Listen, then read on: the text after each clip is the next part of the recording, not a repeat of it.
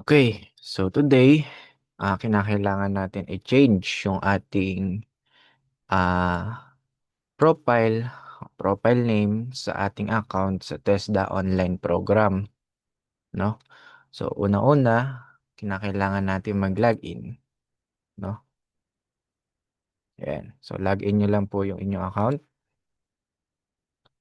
Then, dito po sa bandang kanan, no? Makikita po ninyo yung inyong picture na maliit dito sa bandang taas, no?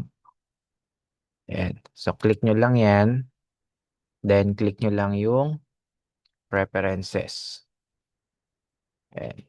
Dito sa preferences, click nyo lang dyan yung edit profile.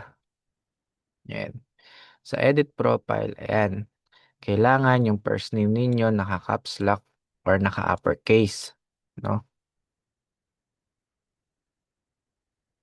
So, dapat ganyan yung format ng inyong pangalan.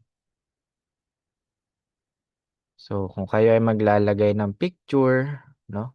So, dito sa user picture, click nyo lang yung add, then choose file, at maghanap na tayo ng mga pictures na pwede nating gamitin.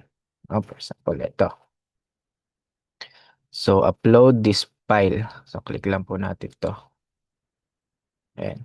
So, after that, ayan, makikita nyo na po dito yung list ng in-upload po ninyong profile.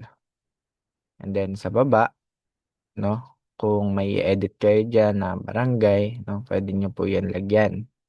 So, optional po ang nakalagay dyan, kaya nakablanko siya. So, pwede po dyan yung city, province, region, and yung contact number po ninyo. Then, yung the rest po na information. So, update nyo lang po yung profile. Ayan. So, yun na po siya.